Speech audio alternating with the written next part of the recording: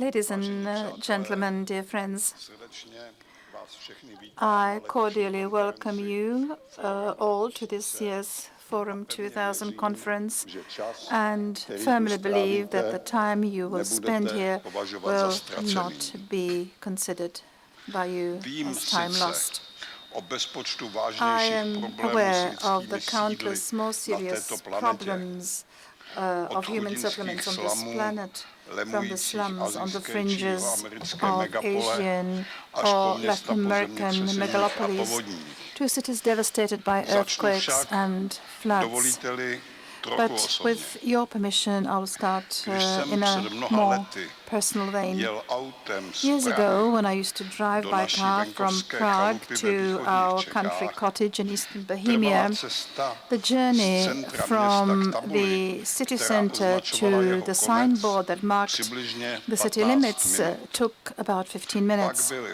After that came meadows, forests, fields, and villages. These days, the self-same journey takes a good 40 minutes or more, and it is impossible to know whether I have left the city or not. What was until recently clearly recognizable as the city is now losing its boundaries and with them its identity. It has become a huge overgrown ring of something I can't find a word for.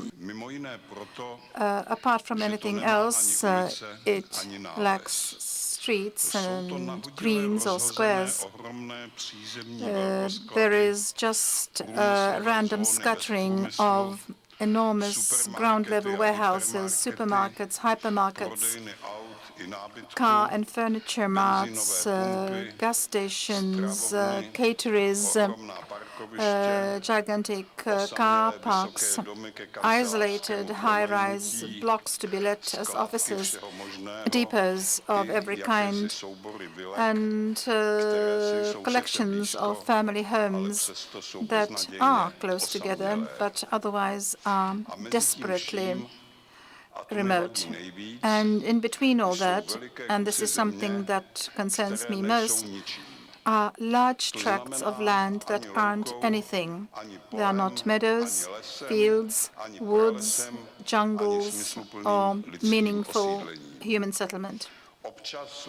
Here and there in this space that is so hard to define, one can find an architecturally beautiful or original building, but it is as solitary as the proverbial tomb. It is unconnected with anything else. It is not close to anything or even far away from anything. It simply sticks out there. In other words, somebody allows our cities to liquidate, to destroy the surrounding landscape with its nature, traditional paths, avenues of trees, villages, mills, meandering streams, and build in their place some sort of gigantic agglomeration that renders life nondescript, that tears the networks of natural human communities, and under the banner of international unity, it attacks all individuality, identity, or heterogeneity. And when it does try to imitate something local or original, it looks altogether suspect because it is obviously a purpose-built fake. A new type of a previously described existential phenomenon is emerging, an unbound consumer collectivity that engenders a new type of solitude. Where has all this woeful development come from, and why does it continue to get worse? Ours is the first truly global civilization. This means that whatever comes into existence on its soil can very quickly and easily span the whole world. Ours is also the first atheistic civilization. In other words, a civilization that has lost its connection with the infinite and eternity.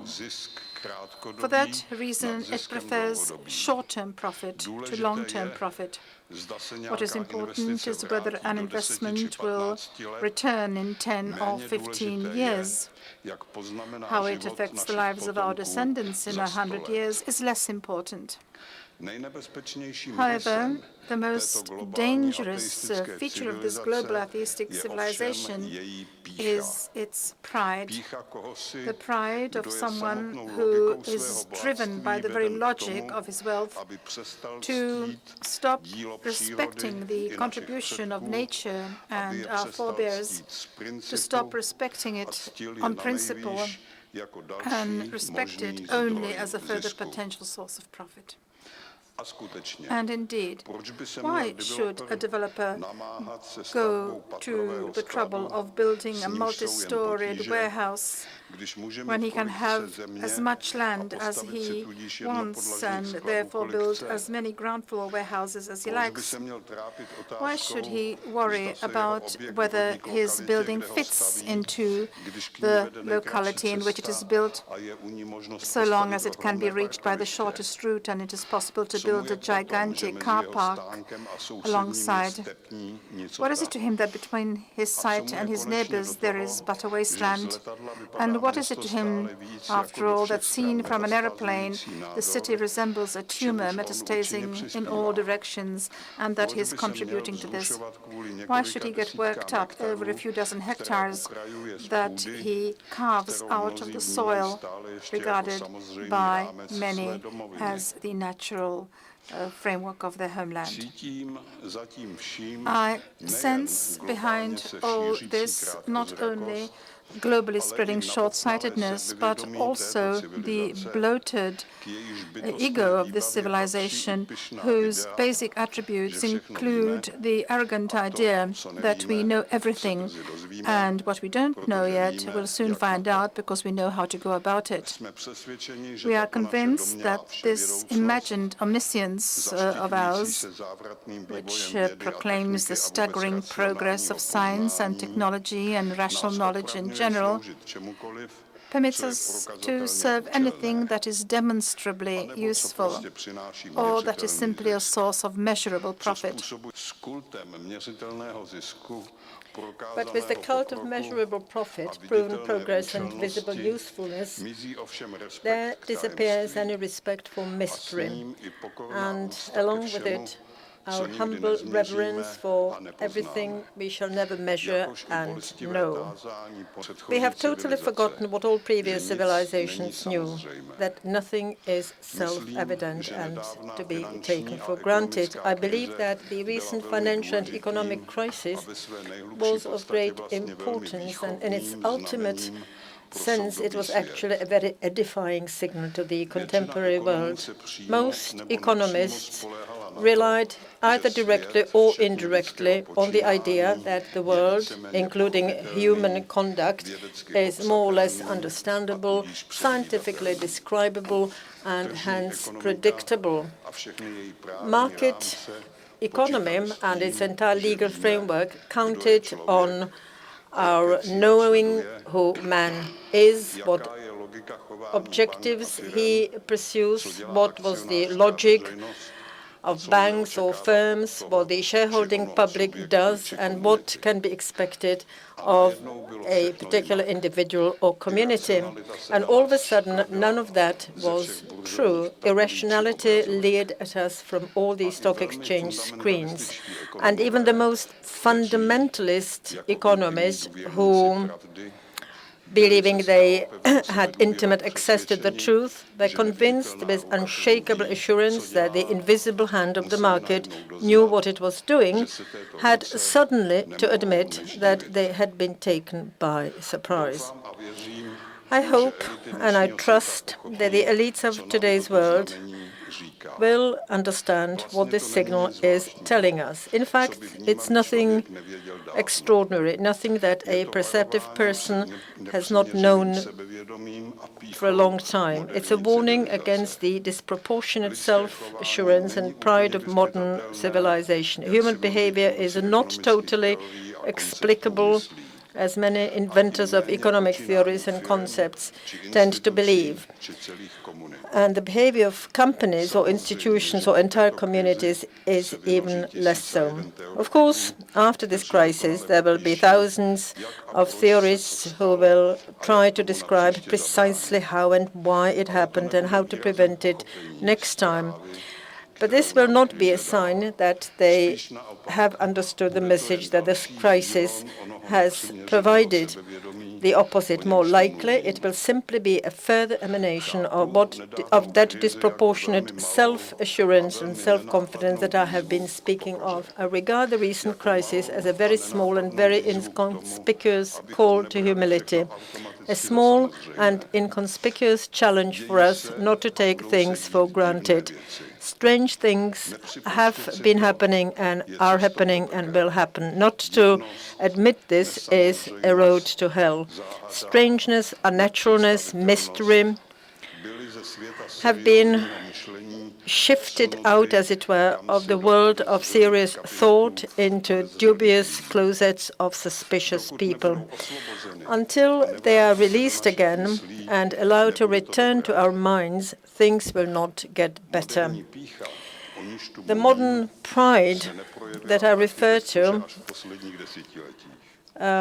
did not manifest itself in architecture only recently. In the interwar period, many otherwise truly brilliant avant-garde architects believed that confident and rational reflection was the key to a new approach to human settlement. And so they started planning all those various happy cities with separate zones, one for housing, one for sport, entertainment, commerce, or hospitality, all linked by a logical infrastructure. Those architects had succumbed to the notion that an enlightened brain was capable of devising an ideal city. Nothing of the sort was created. However, for centuries, humanity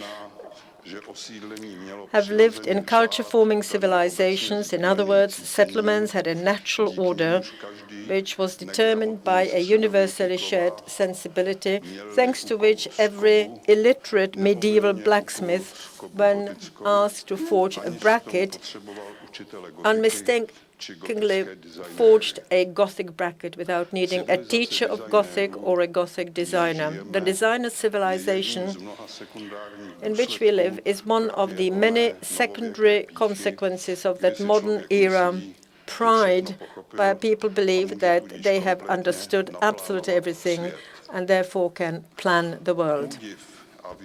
Wonder and awareness that things are not self-evident, I believe, are the only way out of the dangerous world of what I call a civilization of pride. Can anything be taken for granted? Wonder at the non-self-evidence of everything that creates our world is the first impulse leading us to one question. What is the purpose of all of this? Why does it all exist? We don't know, and we will never know. It is quite possible that everything is here simply for us to have something to wonder at, and that we are here simply to have someone to wonder. But what is the point of having someone wonder at something, and what alternative is there to being proper? After all, if there were nothing, there would also be no one to observe it. I do hope and trust that this year's Forum 2000 will not only deal with architecture and urban planning, which it has taken as its main topic, but also with their wider implications. For what else should be the major challenge for reflection on today's world than the manner in which humanity settles one of the many billions of cosmic bodies? Thank you for your attention.